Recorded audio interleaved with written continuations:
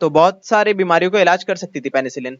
आगे देखिए क्या है, बोलते हैं कि microbe such as fungi and bacteria plays a very important role in the development of production of hundreds of medications that treat an illness as common as flu from the disease as dangerous as cancer। बोल रहे हैं कि flu जैसी common सी बीमारी से लेकर cancer जैसी मुश्किल बीमारी तक का सॉल्यूशन निकाला गया है इन माइक्रोब्स के जरिए। और सैकड़ों साइंटिस्ट दुनिया भर में लगे हुए हैं इसी के जरिए, जो है माइक्रोब्स के जरिए ही अच्छे अच्छे एंटीबायोटिक्स बनाने के लिए, ताकि और जानें बचाई जा सके और हमारी लाइफ को और थोड़ा इम्प्रूव करी जा सके।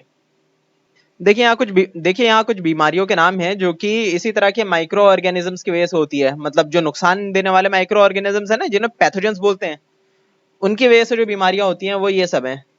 कोलेरा, टाइफाइड, ये तो आपको पता होगा है ना, ट्यूबरक्यूलोसिस जिसको टीबी भी बोलते हैं, मीजल्स, चिकन पॉक्स, इसके बारे में शायद आपको पता हो, चिकन पॉक्स, हेपेटाइटिस, ठीक है, और स्मॉल पॉक्स एंड पोलियो, ठीक है। ये सारी चीजों का इलाज कराया जा सकता है वैक्सीन के जरिए, ठीक है। वैक्सीन क्या होती हैं? ऐसी दवाइयां जो पहले ही बचपन में ही डाल दी जाती हैं हमारे बॉडी के अंदर, जिससे क्या होता है इन सारी बीमारियों से हम इम्यून हो जाते हैं, ये सारी बीमारियों से।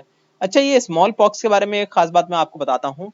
दुनिया में सबसे ज्यादा मौतें अगर किसी बीमारी से हुई है ना, तो उसी में से एक नाम स्मॉल पॉक्स का भी है। इससे अंदाजा लगाया जाता है कि दुनिया भर में 30 करोड़ से ज्यादा लोग मर चुके हैं अब तक। तो सोचिए कितनी बड़ी चीज थी, और इसका वैक्सीन है मार्केट में। अब देखिए इसमें एक बहुत बहुत ज्यादा इंपॉर्टेंट चीज आप समझिए कि ये जो वैक्सीन हैं, असल में ये कोई दवाइयां नहीं होती। ये वैक्सीन क्या होती हैं? ये जो बैक्टीरिया होते हैं ना, ये सारे, ये जो हो गए ट्यूबरकुलोसिस, टाइफाइड, कोलेरा, ये सब जो गए, ये सब करने वाले बैक्टीरिया होते हैं, बहुत ही खतरनाक बैक्टीरिया जो किसी की जान ले सकते हैं। उन्हें कमजोर किया जाता है, इतना कमजोर किया जाता है कि वो इंसान को नुकसान ना पहुंचा सके, और उसके बाद उसे शरीर में डाला जाता है बच्चों के। अब देखिए डालेंगे क्यों शरीर के अंदर? क्यों? ताकि हमारे बॉडी का जो अपना इम्यून सिस्टम है, जो हमारे व्हाइट ब्लड सेल्स हैं, वो सब क्या करें, उस चीज को पहचान ले कि ये देखो ये नुकसानदायक है। इससे रिलेटेड जो है ना, हम एक वो तैयार करते हैं अपने बॉडी में ही दवाई, ठीक है, उससे लड़ने के लिए एक इम्यून सिस्टम तैयार करते हैं, ठीक है, एक एंटीबॉडी तैयार करते हैं, एंटीबायोटिक्स की पूरी टीम तैयार करते हैं हमारी बॉडी के अंदर, जो कि उससे लड़े, ठीक है। उसको एग्जैक्टली बताऊं तो टी सेल्स कहा जाता है, जो उन्हीं खास तरह की बीमारी से लड़ने के लिए तैयार किए जाते हैं। और कुछ मेमोरी सेल्स कहे जाते हैं, जो कि इन सारी इस चीजों को स्टोर करके रखते हैं, जो भी तरह के बैक्टीरिया आया ना शरीर के अंदर, उस सारी डिटेल्स को स्टोर करके, ताकि फ्यूचर में कभी इस तरीके का वायरस या बैक्टीरिया या कोई भी माइक्रो ऑर्गेनिज्म आए, तो उनकी बॉडी लड़ने के लिए सक्षम हो उसके लिए। तो ये काम कर देते हैं, और फ्यूचर में अगर कोई भी आती है इस तरह की बीमारी, तो उसका सॉल्यूशन उनके पास पहले से ही होता है। तो पहले से ही जब सॉल्यूशन तैयार करके रखा है उन्होंने, तो अच्छे से लड़ लेते हैं और जिंदा बच जाते हैं। उससे पहले अगर ऐसा करते, अगर डायरेक्ट भारी भरकम जो वायरस आया था पूरा बॉडी के अंदर, तब उससे लड़ते, तो हो सकता है जीते उससे या ना भी जीते, ठीक है। पर पहले से तैयारी रहती है, तो बहुत जल्दी असर दिखाता है और उसे फैलने ही नहीं देता ज्यादा। आगे देखिए क्या है, आगे देखिए क्या लिखा है यहाँ पे, do you know antibiotics are chemical substances. कहते हैं कि एंटीबायोटिक्स जो हम बाहर से खाते हैं ना, ठीक है, एक तो होता है वैक्सीन जो कि दवाइयां नहीं होती, एक होते हैं एंटीबायोटिक्स जो बाहर से हम खाते हैं, गोलियां खाते हैं।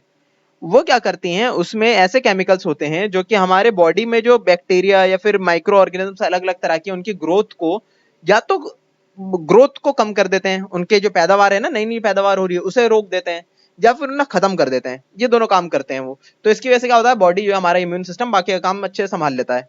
इसमें क्या क्या चीजें आ जाती हैं, ये जो है एंटीबायोटिक्स किन किन चीजों को रोक सकते हैं, बैक्टीरियाज को, फंगाई को, प्रोटोजोआ को, और कभी कभार जो वर्म्स होती है ना, जो कीड़े होते हैं जो पेट वगैरह में, शरीर के अलग अलग हिस्सों में होते हैं कीड़े, उनको भी रोक देता है। नेक्स्ट देख लिए क्या है यहाँ पे, कह रहे हैं कि increasing soil fertility, micro organism का बहुत बड़ा हाथ है सॉइल की फर्टिलिटी को बढ़ाने के लिए। कैसे?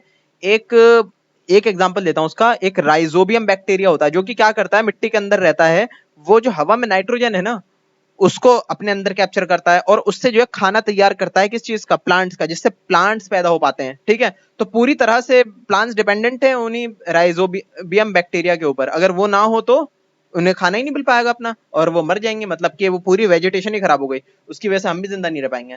तो बहुत बड़ा रोल है बैक्टीरियाज का सॉइल की फर्टिलिटी में भी, ठीक है, फर्टिलिटी में भी। अब देख लिया नेक्स्ट है क्लीनिंग द एनवायरनमेंट। अब सोचिए आप कि अगर आसपास में आपने कोई फल का छिलका फेंका, और वो हमेशा करोड़ों सालों तक ऐसे ही रहा है वो, तो कितनी बड़ी प्रॉब्लम आ सकती है हमें। इतने जो करोड़ों अरबों लोग जो जिंदा हैं दुनिया पर, वो रोज खाना खाते हैं और बहुत सारा छिलका फेंकते हैं, तो सब कुछ अगर एक जगह पे इकट्ठा